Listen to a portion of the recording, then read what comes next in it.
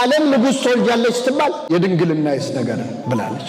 እምኀበአይቴ ረከብኮ ዘከመ ዝብስራተ እንዲህ አይነቱን ዜና ከየት አመጣኸው? ዘእንበለ ዘር ምድር ትወተ ዘር ሳይዘራ ምድር ልታበቅል ወዘእንበለ ምትም ድንግል ጽንሰተ ባል ሳታገባ ደግሞ ድንግል ልትጸንስ ከየት አመጣኸው? ይችል እንላለን እኮ አንዳንዴ በእግዚአብሔር ሥራ ገብቶ ካላጣው ነገር ምን ነው ቀደም ቢያረገው? እግዚአብሔር ነገርን ሁሉ በጊዜው ውብ አድርጎ ሰራው ይላል። የእግዚአብሔር ጊዜ ከሰው ጊዜ ይሻላል አይሻል?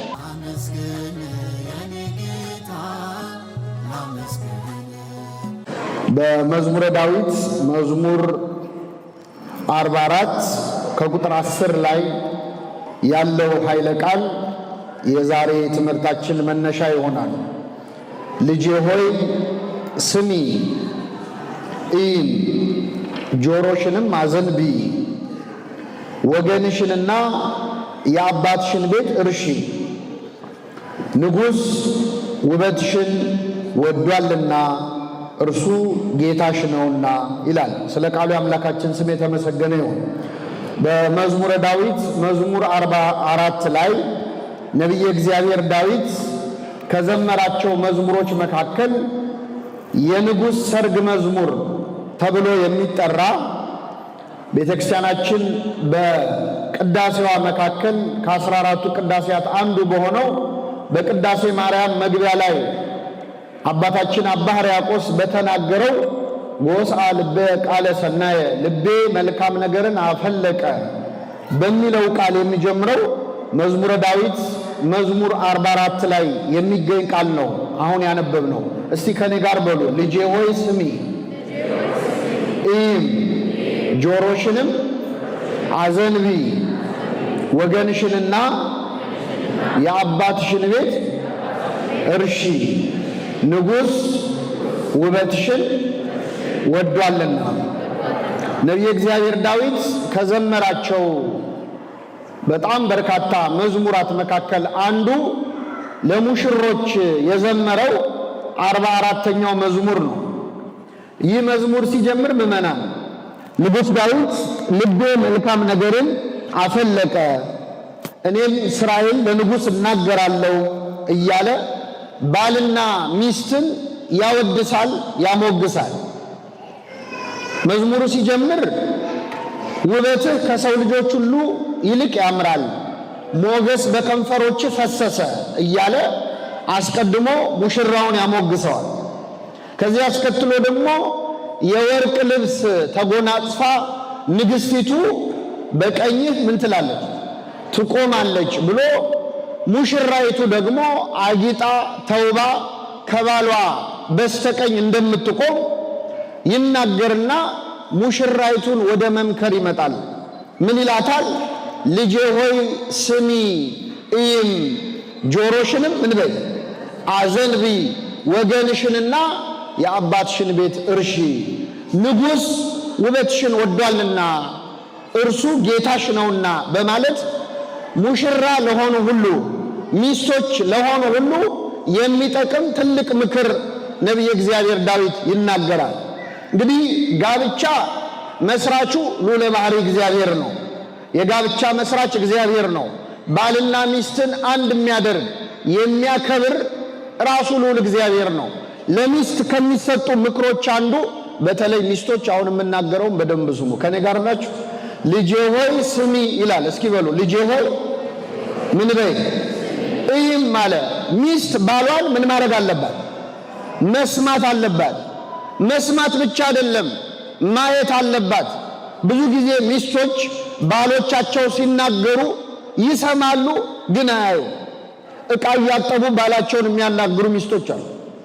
ሌላ ስራ እየሰሩ ልክ ሬዲዮ የከፈቱ ይመስል አንተ ተናገር እኔ እሰማሃለሁ፣ ሴት ነኝ እኮ ከአንድ በላይ ስራ መስራት እችላለሁ የሚሉ ሴቶች አሉ።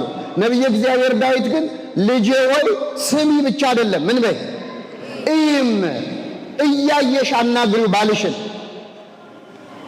ጆሮሽንም አዘንቢ በሙሉ ትኩረት አዳምጪው፣ ወገንሽንና የአባትሽን ቤት ምን በይ እርሺ። ትዳር ማለት ወገንንና የአባትን ቤት መርሳት ነው። የአባትን ቤት መርሳት ነው። ይሄ ለሚስት ብቻ የተነገረ አይደለም። ልዑል እግዚአብሔር የመጀመሪያዎቹን ሙሽሮች አዳምና ሔዋንን በዳረበት ስፍራ በኦሪት ዘፍጥረት ምዕራፍ 2 ላይ ሰው እናትና አባቱን ይተዋል ከሚስቱም ጋር ምን ይላል ይጣበቃል ብሎ ተናግሮ ነበር። ሰው ብሎ ባልን ነው ተመልከቱ። እናትና አባቱን ይተዋል ብሎ ነበር። ወንድ ብቻ ግን አይደለም፣ ሴትም ይህ ኃላፊነት አለባት። ነቢየ እግዚአብሔር ዳዊት ተቀበለና ልጄ ሆይ ስሚ ኢም ጆሮሽንም አዘንቢ ወገንሽንና የአባትሽን ቤት ምን በያል እርሺ። ርሲ ሕዝበኪ ወቤተ አቡኪ፣ የአባትሽን ቤት ወገንሽን እርሺ፣ ንጉሥ ውበትሽን ወዷልና። ባልሽ ንጉሡ ውበትሽን ስለወደደ ከቤተሰብሽ በላይ ከዘመዶችሽ በላይ ከእናት ከአባት ከወንድም ከእህትሽ በላይ ለባልሽ ቅድሚያ ስጪ፣ ንጉሥ ውበትሽን ወዷልና ብሎ ነቢየ እግዚአብሔር ዳዊት ለሴቶች ለሙሽሮች ለሚስቶች የሰጠው ምክር ነው። ልጄ ሆይ ስሚ ኢም ጆሮሽንም አዘንቢ፣ ንጉሥ ውበትሽን ወዷልና። በዚህ ደግሞ ለተጋቡ ለሚያገቡ ሰዎች ሁሉ ትልቅ ምክር ሰጠ። ከኔ ጋር ናችሁ ምእመናን? ባል ንጉሥ ነው። እስቲ ሴቶች መልሱልኝ፣ ባል ምንድን ነው? እሺ ወንዶች መልሱ፣ ግድ የላችሁ። ባል ምንድን ነው? ባል ንጉሥ ነው። ሚስት ምንድን ናት? ንግሥት አይደለችም። በጣም ይቅርታ። ባል ንጉሥ ነው፣ ሚስት ግን ንግሥት አይደለችም። ልባም ሴት ለባሏ ምንድን ነች ነው የሚለው? ዘውድ ነች። ንጉሥ የሚሆነው ምን ሲደፋ ነው? ዘውድ ሲደፋ ነው። ያለ ዘውዱ ንጉሥ ተብሎ ሊጠራ አይችልም። ስለዚህ ልጄ ሆይ ስሚ ኢም ጆሮሽን አዘንቢ ወገንሽንና የአባትሽን ቤት እርሺ፣ ንጉሥ ባልሽ ውበትሽን ወዷልና እርሱ ጌታሽ ነው ይላል። ባሎች ጌቶች ናቸው። ባል ጌታ ነው ሲባል ሚስት ባሪያ ናት ማለት አይደለም።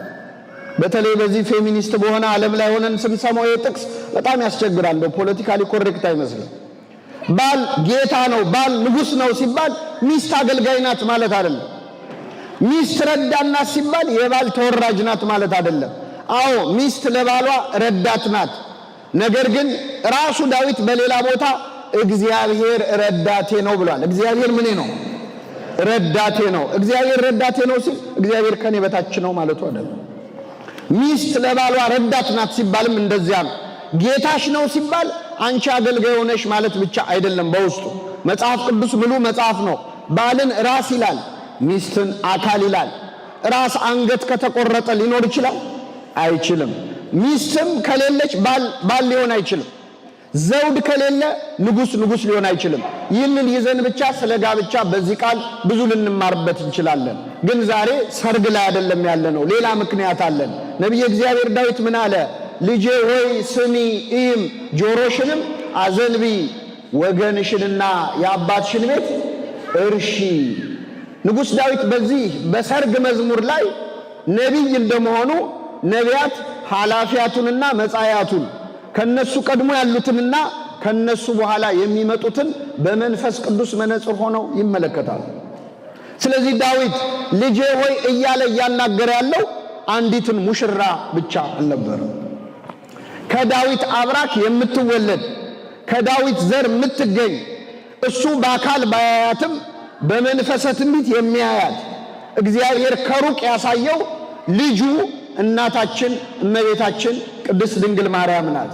ዳዊት በዚህ መዝሙሩ እያናገረ ያለው የሁላችንን እናት እመቤታችንን ቅድስት ድንግል ማርያምን ነው።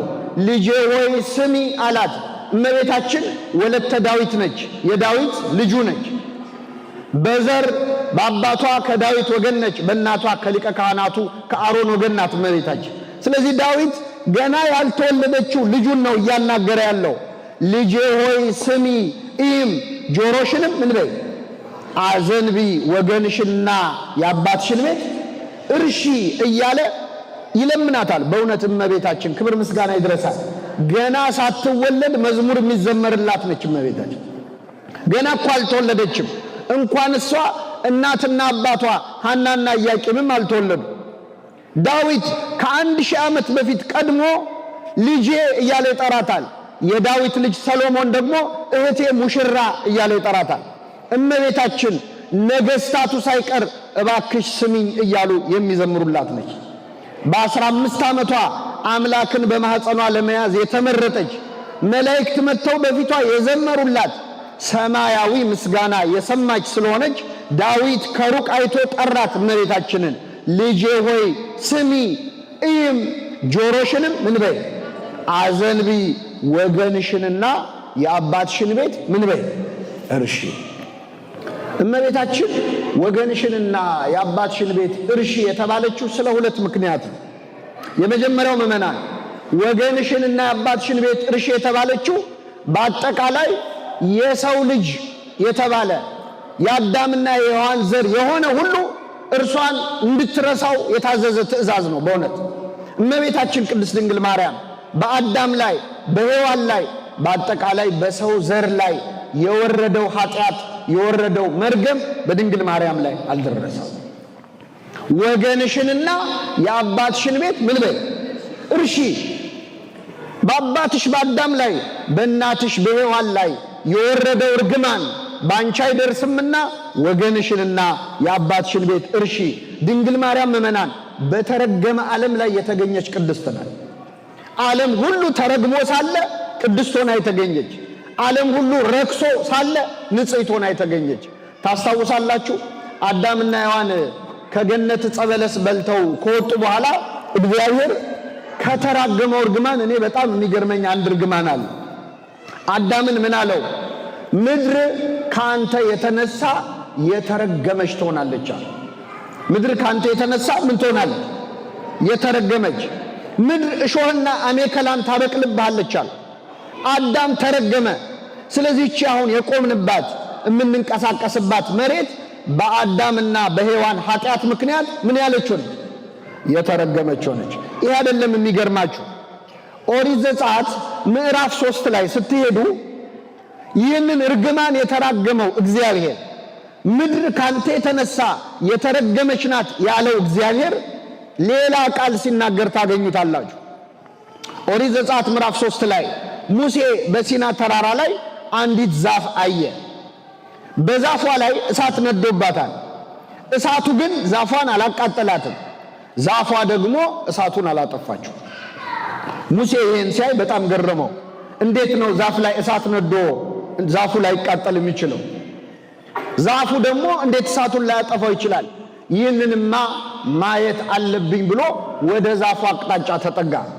ወደ ዛፉ ሲጠጋ ታላቅ ድምፅ ሙሴን አስቆመው። ሙሴ ሙሴ ሆይ ወደዚህ አትቅረብ፣ የቆምክባት ምድር የተቀደሰች ናትና ጫማህን ከእግርህ ምን በል አውልቅ። የቆምክባት ምድር ምን ያለች ነች? የተቀደሰች ነች። ቅድም ምን አልኳችሁ? እግዚአብሔር ለአዳም ምን አለው? ምድር ካንተ የተነሳ ምን ያለች ትሆናለች? የተረገመች። አሁን ግን ምን አለው ለሙሴ? የቆምክባት ምድር ምን ያለች ነች? የተቀደሰች። ታዲያ ምድር ተቀድሳለች ወይስ ተረግማለች? ተቀድሳለች፣ ተረግማለች። ሙሴ የቆመባት ምድር የተቀደሰች ነች ወይስ የተረገመች? የተቀደሰች ነች። አጠቃላይ ምድር ግን ምን ብላለች? ተረግማለች። በተረገመ ዓለም ላይ የተቀደሰች መሬት እናታችን እመቤታችን ቅድስት ድንግል ማርያም። ዓለም ሁሉ ሲረገም፣ ዓለም ሁሉ በኃጢአት ሲረክስ፣ ኃጢአት ያልተገኘባት፣ መርገም ያልተገኘባት፣ መርገመ ሥጋ መርገመ ነፍስ የሌለባት፣ በረከተ ሥጋ በረከተ ነፍስ የምታድል በተረገመው ዓለም ላይ የተገኘች ቅድስት ወላዲት አምላክ ነች። ስለዚህ ዳዊት ዘመረላት፣ ወገንሽንና የአባትሽን ቤት ምን በይ እርሺ አላት። ሁለተኛ ወገንሽንና የአባትሽን ቤት እርሺ ያለበት ምክንያት ምእመናን በዛሬው ዕለት የምናከብረው በዓል ነው መነሻው። እናታችን እመቤታችን ቅድስት ድንግል ማርያም እንደምታውቁት የስዕለት ልጅ ናት። እናቷ ሐናና አባቷ ኢያቄም መካኖች ነበሩ፣ ልጅ አልነበራቸው። እንግዲህ መጽሐፍ ቅዱስ ላይ ብዙዎቹ ቅዱሳን የተገኙት ከመካኖች ነው፣ መውለድ ካልቻሉ ሰዎች ነው። በአጠቃላይ መጽሐፍ ቅዱስን ስታነቡ 7 መካኖች ተጽፈው ታገኛላችሁ። ስንት? 7። ከ7ቱ 6ቱ ወልደዋል። አንዷ ሜልኮል የምትባል ሴት ናት ያልወለደችው። እሷም ዳዊት በታቦት ፊት ሲዘምር ስለቀለደችበት በመቅሰፍት ምክንያት ስለሆነ አልወለደችም። የቀሩት 6ቱ ግን ወልደዋል። 90 ዓመት ሆኗቸው ሁሉ ወልደዋል። እኛ ለማጽናናት ብለን አትወልዱም፣ ባትወልዱ ምንም የለውም ችግር የለውም የሚል ትምህርት አታስተምርም ቤተክርስቲያናችን። ሰው ነፍሱ ከስጋው ካልተለየ በቀር እግዚአብሔር ልጅ ሊሰጠው ይችላል አይችልም? በእውኑ ለእግዚአብሔር የሚሳነው አለ? የለም። 6ቱ መካኖች ወልደዋል። እግዚአብሔር ልጅ ካዘገየ ምክንያት አለ። ያላንዳች ምክንያት አዘገይም። ምእመናን በሙሉ የወለዱ ሰዎች ዘግይተው ወልደዋል። ሲወልዱ ግን የተሰጣቸው ልጅ ተአምረኛ ልጅ ነው። ለምሳሌ ኤልሳቤጥና ዘካርያስ ልጅ አልነበራቸው።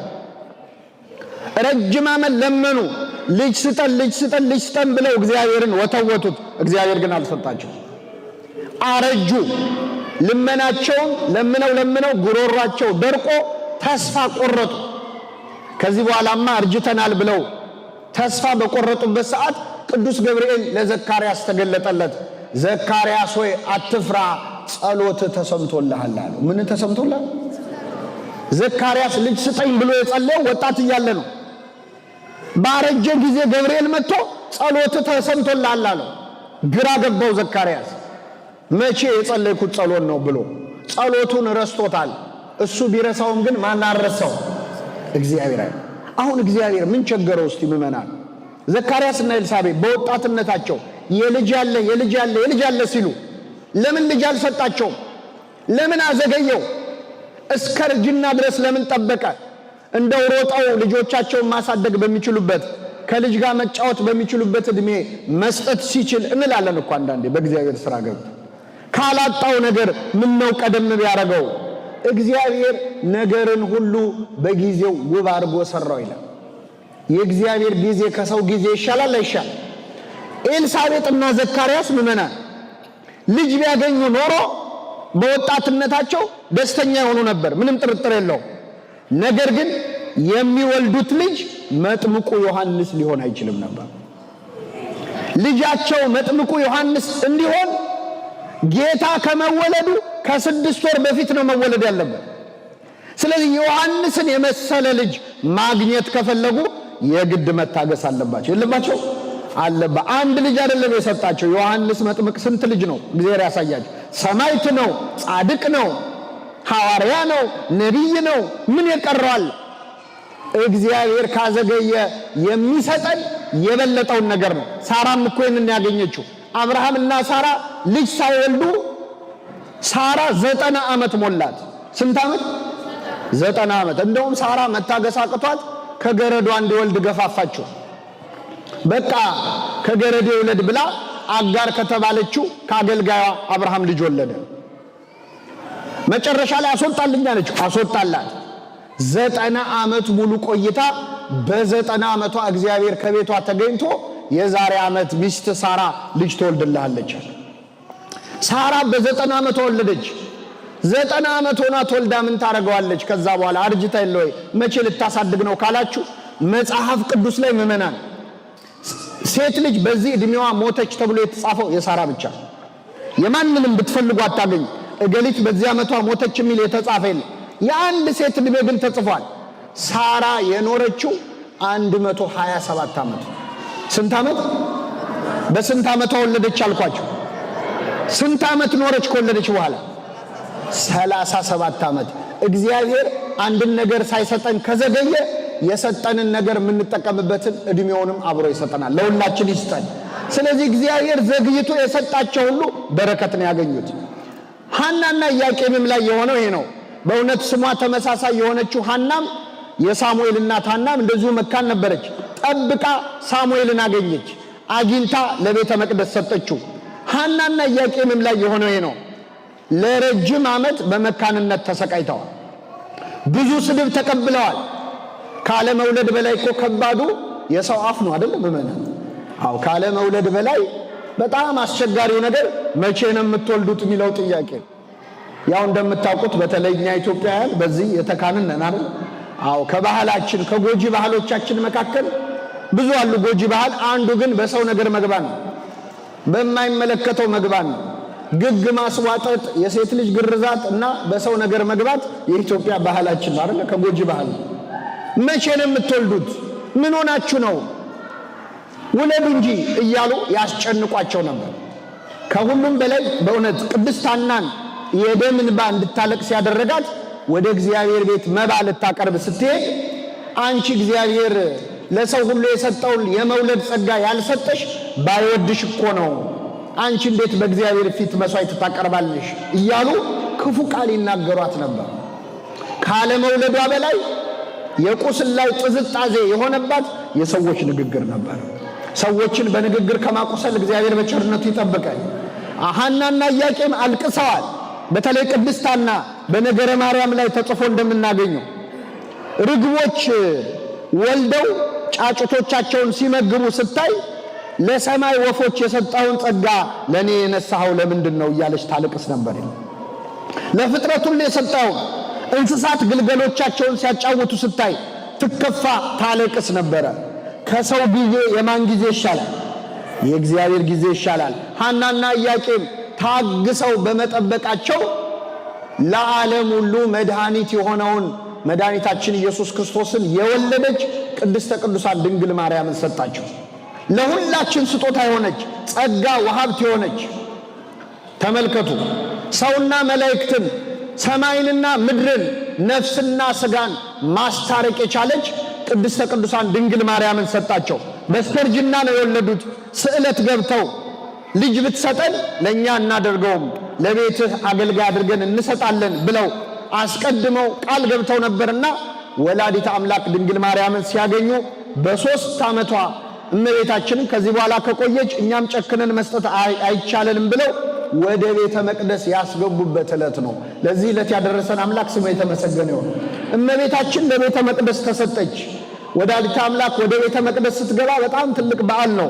ዛሬ አሁን እኛ የምናከብረው ብዙ ምክንያት ስላለን ነው። ምእመናን እኛ እያንዳንዳችን ሁላችሁ እዚህ ቤተ መቅደስ ውስጥ ያላችሁ ሁሉ ወደ ቤተ መቅደስ ገብተን እናውቃለን። አታውቁ? መጀመሪያ ጊዜ ቤተ መቅደስ የገባችሁት መቼ?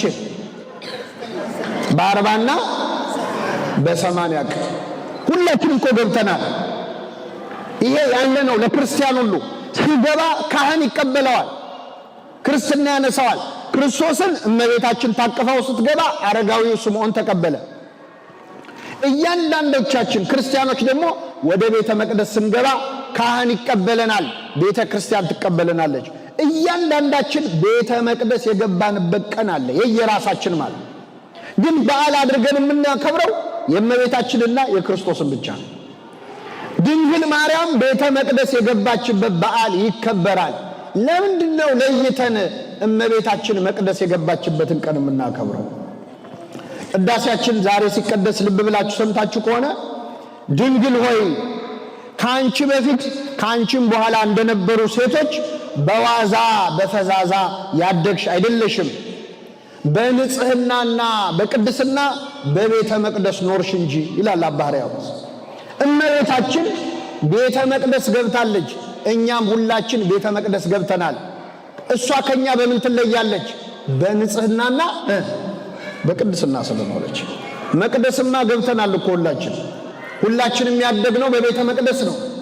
እመቤታችን ግን በንጽህናና በቅድስና ነው። ቤተ መቅደስ ገብቶ እኮ የማይቀደሳል። መቅደስ ውስጥ ሆኖ ይረከሳል። አፍኒንና ፊናስስ ያደጉት በቤተ መቅደስ አይደለም? መቅደስ ውስጥ እኮ ናቸው ለታቦቱ ቀርበው ለእግዚአብሔር የራቁ እየዘመሩ እያመሰገኑ እያገለገሉ ልባቸው ግን ከእግዚአብሔር የራቀ። አፍኒንና ፊንሐስ በመቅደስ ውስጥ መስዋዕት ይካፈሉ ነበር፣ ሌሊትና ቀን ያገለግሉ ነበር፣ ምናምንቴዎች ነበሩ ይላል።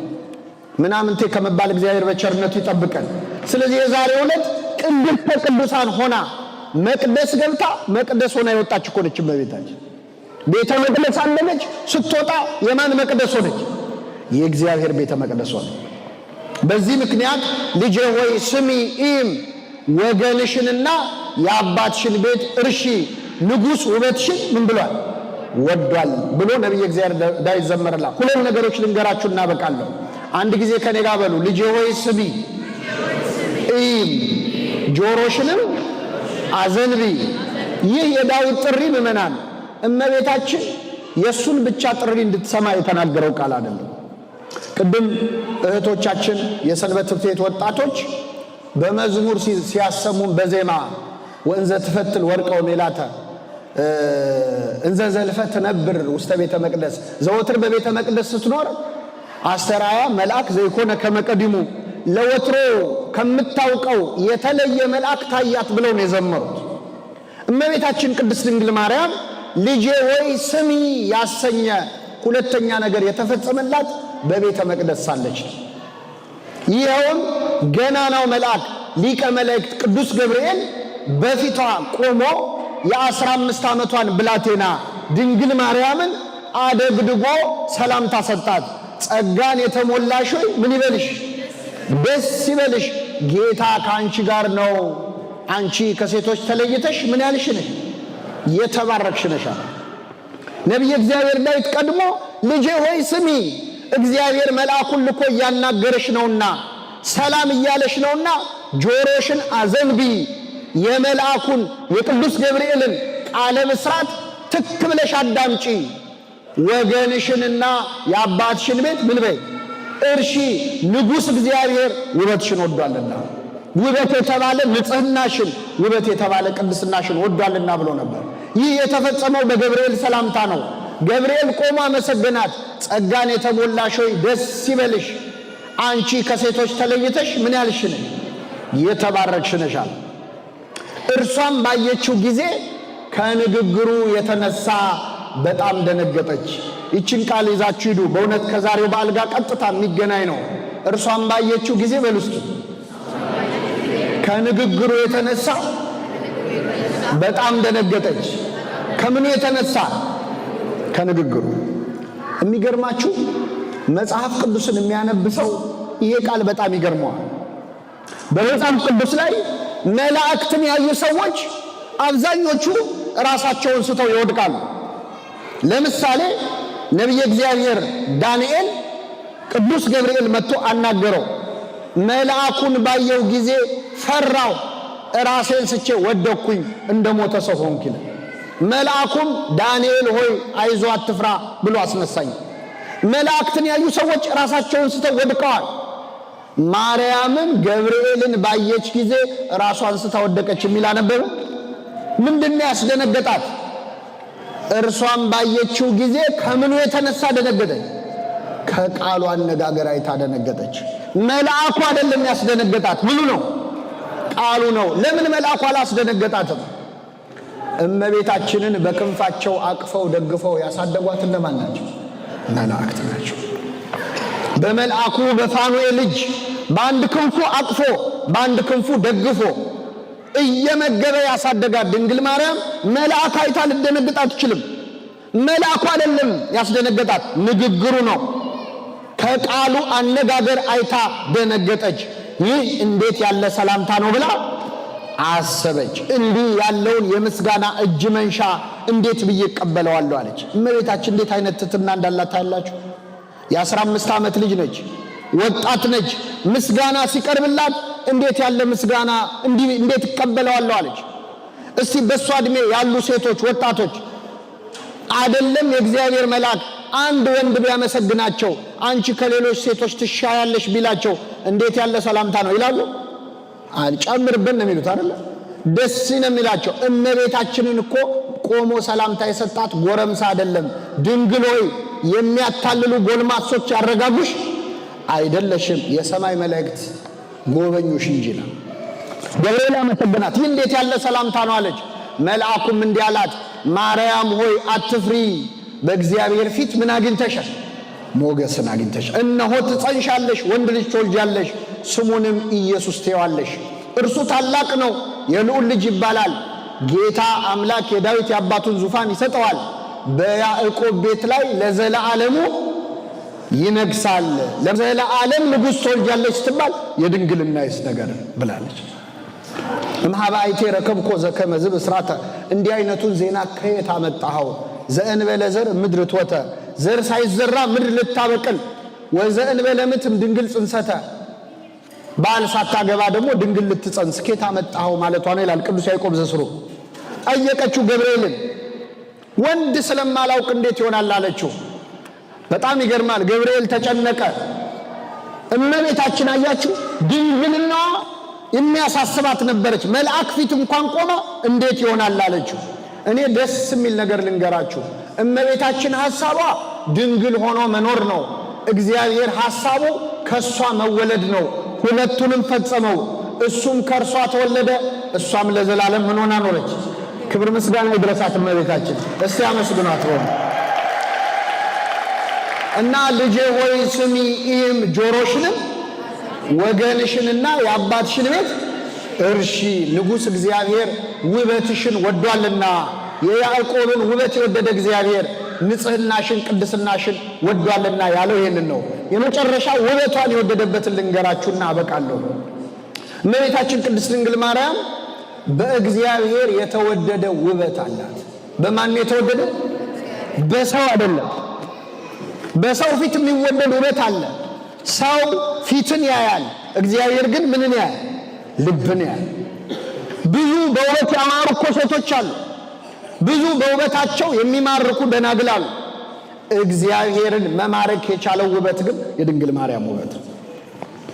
እግዚአብሔርን ከሰማይ የሳበ ንጉሥ ውበትሽን ወዷል ያስባለ አበባ ንብን እንደሚስብ እግዚአብሔርን ከሰማየ ሰማያት ከዙፋኑ አውርዶ ከቅፏ እንዲያድር በማህፀኗ እንዲያድር ያደረገ ንጽህና ቅድስና በእመቤታችን ላይ ተገኝቷል። ንጉሥ ውበትሽን ወዷል ተብሏል። ምንድነው የእመቤታችን ውበት? ሌሎች ላይ ያልተገኘ ውበት ብዙ አለ። ትህትናዋን ብቻ ልንገራችሁ። ምድር ላይ ካሉ ሴቶች ድንግል ማርያምን የሚያህል ትህትና ያለው ሰው የለም።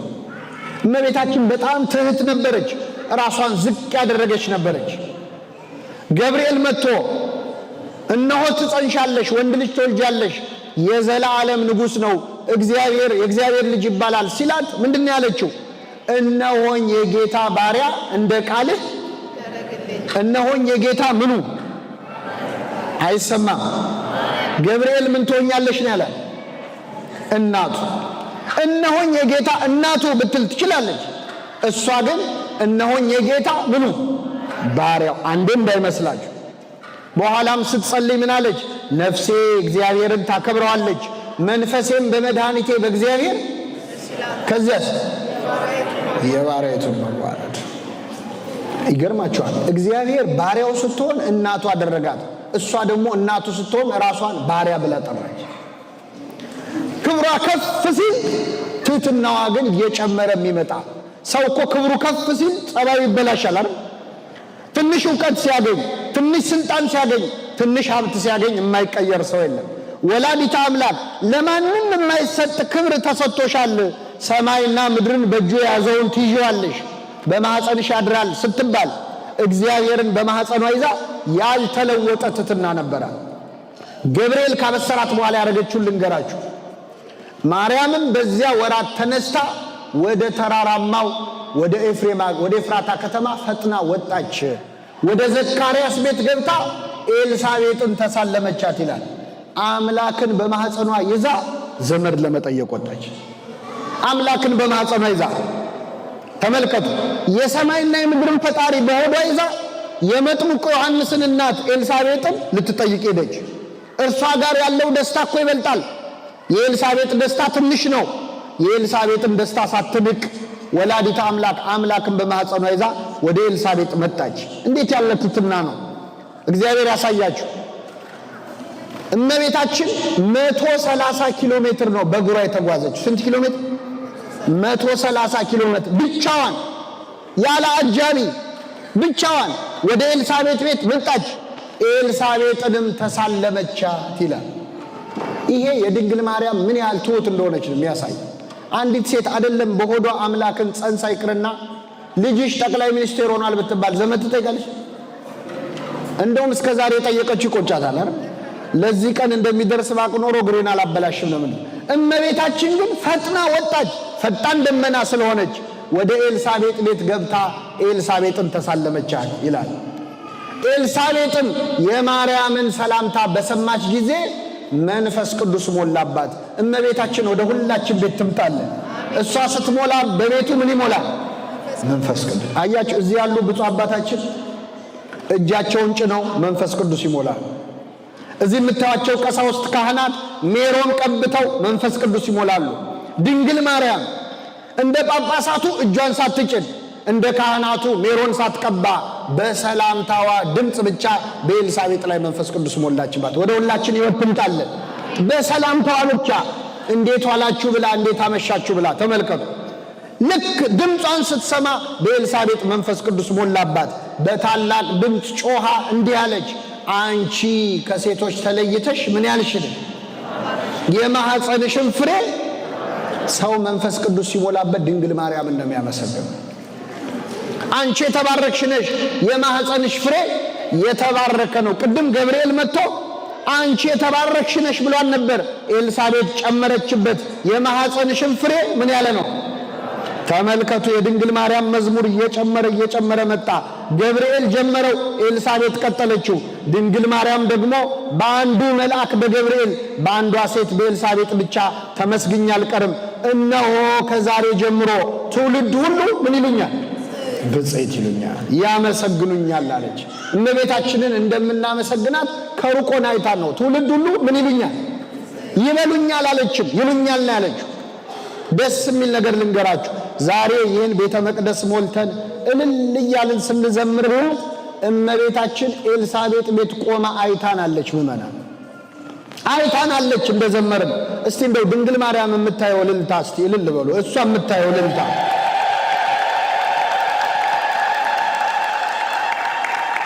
አይ አሜሪካን ሀገር በጣም ከፍተኛ የእልልታ እጥረት አለ። እኔ በሚመጣው ስመጣ አንድ ሻንጣ እልልታ ይዤ እመጣለሁ። 3 አድርጉት እስቲ በደንብ እልል በሉ። ከዛሬ ጀምሮ ትውልድ ሁሉ ምን ይሉኛል? ይሉኛል ስንላት አየችን። አያችሁ፣ ኤልሳቤጥ ቤት ቆማ ይህንን እልልታ ሰማችሁ። ወላዲተ አምላክ ገና የሚመጣው ትውልድ ያለፈው ትውልድ ሁሉ ብፅዕት ንዕድ ክብርት እያለ ያመሰግናታል። ስለዚህ ኤልሳቤጥ አንቺ የተባረክሽ ነሽ፣ የማኅፀንሽ ፍሬ። ዛሬ አባታችን ሆይ ብለን ስንጨርስ እመቤታችን ሆይ እንላለን አንልም? አንዳንድ ሰዎች አባታችን ሆይ በሉ አለ እንጂ እመቤታችን ሆይ በሉ አለ ወይ ለምን ትጨምራላችሁ ይላል።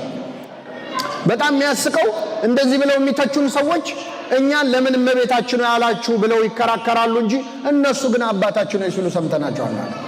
እግዚአብሔር አባታችን ሆይ ለማለት ያብቃችሁ።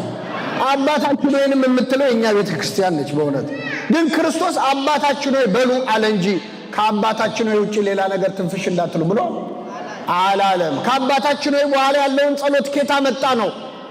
ከራሳችን እኮ አይደለም። አባቶቻችን ድንግል ሆይ አንቺን ለማመስገን የኛ ምስጋና ይቅርብሻል፣ የኛ የኃጢአተኞቹ ውዳሴ ይቅርብሽ፣ በመልአኩ በገብርኤል ሰላምታ ምን እንልሻል? ምን ያደርግልሻል? የኛ ሰላምታ ገብርኤል ሰላም ባለሽ ሰላምታ፣ እግዚአብሔር ልኮት ሰላም ባለሽ ሰላምታ ሰላም እንልሻል። ተመልከቱ፣ ኤልሳቤጥ ይህንን አስተማረችን። እናትና ልጅን አብሮ ማመስገን ለካ ይቻላል። አንቺ የተባረክሽ ነሽ፣ የማኅፀንሽን ፍሬ የጌታዬ እናት ወደ እኔ ትመጣ ዘንድ እንዴት ይሆንልኛል አለች። የሰላምታሽ ድምፅ በጆሮዬ በገባ ጊዜ ጽንሱ በማኅፀኔ በደስታ ዘለለ አለች። በዛሬው ዕለት እመቤታችን በቤተ መቅደስ የገባችበት ዕለት ነው። ከገባችባቸው ምክንያቶች የመጨረሻው ንጉሥ እግዚአብሔር ውበቷን መውደዱ ብቻ አይደለም፣ እመቤታችን የእግዚአብሔር ማደሪያ ታቦት ስለሆነች ነው። ንጽሕተ ንጹሐን ከዊና ከመታቦት ዘዶር ዘሲና ይላሉ አባቶቻችን። እንደ ሲናዋ ታቦት ዘዶር ንጽሕተ ንጹሐን ሆና በቤተ መቅደስ ድንግል ማርያም አደረች። ድንግል ማርያም የእግዚአብሔር ታቦት ስለሆነች ነው መቅደስ ውስጥ ያደገችው። ታቦት የሚያድረው በምን ውስጥ ነው? ታቦት መሆኗን የሚያሳይ 4 ነገሮች ነግሬያችሁ ወርዳለሁ። ንጉሥ ዳዊት የእግዚአብሔር ታቦት ወደሱ ከተማ ሊመጣ መንገድ እንደጀመረ ሰማ። ዳዊት ሲሰማ ምን አለ? ከኔ ጋር በሉ፣ የእግዚአብሔር ታቦት እንዴት ወደ እኔ ይመጣል? የማን ታቦት? ዳዊት ፈራ። ታቦት ወደ አንተ ሊመጣ ነው ሲባል የእግዚአብሔር ታቦት እንዴት ወደ እኔ ይመጣል? ግን እግዚአብሔር ፈቀደ። የእግዚአብሔር ታቦት በሰው ታጅቦ በካህናት ተይዞ ወደ ዳዊት ከተማ መጣ። ዳዊት ታቦቱ ሊመጣ ነው ሲባል እንዳልፈራ ልክ ታቦቱን ሲያይ ደስታውን መቆጣጠር አልቻለም። በታቦቱ ፊት እየዘለለ መዘመር ጀመረ። እየዘለለ ሲጀምር እንደውም ሚስቱ ሜልኮል ናቀችው። ቅድም መካን ሆነች ያልኳችሁ። ዳዊት ግን በታቦቱ ፊት ዘለለ። ሁለተኛ ነው። ታቦቱ ሲመጣ ፈራ፣ ታቦቱን ሲያይ ዘለለ። ሶስተኛ የእግዚአብሔርን ታቦት ተሸክመው ካህናቱ ይዘው ሲሄዱ ድንገት በሬ ደነበረና ሰው በሰው ላይ ሲጋፋ አንድ ኦዛ የተባለ ሰው አይኔ እያየማ ታቦቱ ሲወድቃ ላይም ብሎ ሄዶ የእግዚአብሔርን ታቦት በእጁ ያዘው። ታቦቱን ሲይዘው ወዲያውኑ ተቀሰፈ ይላል። የዛ ቦታ ስም የኦዛ ስብራት ተባለ። ሶስተኛ። አራተኛው የእግዚአብሔር ታቦት በጌት ሰው በአቢዳራ ቤት 3 ወር ያህል ቆየች። ስንት ወር? እግዚአብሔር የአቢዳራን ቤት ባረከለት ይላል። 4 ቁም ነገሮች ነገርኳችሁ። ዳዊት ታቦት ወደሱ ሊመጣ ሲል እንዴት ታቦት ወደኔ ይመጣል አለ። ታቦቱን ሲያይ ግን በታቦቱ ፊት እየዘለለ ምን አለ? ዘመረ። ታቦቱን መንካት የሌለበት ኦዛ ነክቶ ተቀሰፈ። የእግዚአብሔር ታቦት በአቢዳራ ቤት ስንት ወር ቆየች? 3 ወር ቆየች። አሁን ታቦት ናት እያልን ያለ ነው። ማንን ነው? ምእመናን እመቤታችንን። በቤተ መቅደስ ያደገችው ምን ስለሆነች ነው? ታቦት ስለሆነች ነው። ዳዊት ታቦቱ ወደ አንተ ሊመጣ ነው ሲባል ምን አለ? የእግዚአብሔር ታቦት እንዴት ወደኔ? ኤልሳቤጥ ድንግል ማርያም ወደ እሷ ስትመጣ ምን አለች? የጌታዬ እናት ወደኔ ትመጭ ዘንድ እንዴት ይሆንልኛል? አያችሁ፣ ለታቦት የተነገረው ቃል ለማን ተደገመ? ለእመቤታችን። ዳዊት እንዲህ ያለውን ኤልሳቤጥ ደገመችው። ልክ ዳዊት ታቦቱን ሲያይ ምን አደረገ? በታቦቱ ፊት ምን እያለ ዘመረ? እየዘለለ የሰላምታሽ ድምፅ በጆሮዬ በገባ ጊዜ ጽንሱ በማህፀኔ በደስታ። ዳዊት በታቦት ፊት የዘለለውን ዮሐንስ በድንግል ማርያም ፊት ደገሙ። ዘለለ። 6 ወር የሞላው ጽንስ። እዚህ መሃል እናቶች አላችሁ። አንዲት ሴት ሆዷ ውስጥ 6 ወር የሞላው ሕፃን ይዛ ጽንሱ ሲዘል ታውቃለች? አታውቅም? ታውቃለች? አዎ። ምንድነው ታዲያ የምናደንቀው? ጽንሱ መዝለሉን ማንኛው ኃጢአተኛም ሴት ብትሆን ታውቃለች። ግን ጽንሱ በደስታ ይዝለል በሐዘን ይዝለል ታውቃለች? የትኛው አልትራሳውንድ ነው ዛሬ ልጅሽ ደስ ብሎታል የሚል ሐኪም ነው? ጽንሱ በማህፀኔ በምን ዘለለ? በደስታ ዘለለ። ሶስተኛው ኦዛ የእግዚአብሔርን ታቦት ስለነካ ተቀሰፈ። እመቤታችንም ሐዋርያት በገነዟት ጊዜ በተቀበረችበት ዕለት ታውፋንያ የተባለ ሰው መጥቶ ታቦቷን ሊጥል እጁን ሰደደ። ታውፋንያ ተቀሰፈ ይላል። ኦዛ ያደረገውን ታውፋንያ ደገሙ ማለት። ሶስተኛው የእግዚአብሔር ታቦት በጌት ሰው በአቢዳራ ቤት ስንት ወር ቆየ አልኳችሁ? ማርያምን በዘካርያስና በኤልሳቤጥ ቤት ስንት ወር ቆየች? 3 ወር ቆየች። እመቤታችን ወደ ኤልሳቤጥ ቤት ስትመጣ ኤልሳቤጥ የስንት ወር ጽንስ ይዛ ነበር? የ6 ወር። ስንት ወር ቆየች እመቤታችን? ሲደመር ልክ 9 ወር ሲሆናት እመቤታችን ጥላት ሄደች። እንደው እንደ ክፉ የቤት ሰራተኛ እንደው መውለጃዋ ሲደርስ ምን ነው ጥላት ሄደች። በኦሪት ዘመን አንዲት ሴት አራስ በሆነችበት ጊዜ በወለደች ጊዜ ወደ ታቦቱ ትጠጋለች? አትጠጋም። መቅደስ ትገባለች? አትገባም። አሁን በሐዲስ ኪዳን ታቦት ናት ያልነው ማንን ነው? እንደ ታቦት በመቅደስ ያደገችው ማን ናት? ኤልሳቤጥ ቤት መጣች ታቦቷ። ኤልሳቤጥ መውለጃዋ ደረሰ። ኤልሳቤጥ ከቤቷ የትም ልትሄድ አትችልም። ስትወልድ ግን ከታቦት አጠገብ ልትገኝ አትችልም። ስለዚህ ታቦቷ ድንግል ማርያም ከኤልሳቤጥ ቤት ወጣች ማለት ነው። ወደ ኤልሳቤጥ ቤት የመጣች እመቤታችን ወደ ሁላችን ቤት ትምጣለን። ይቆየን። የሰማነውን በልቡናችን ያሳድርብን።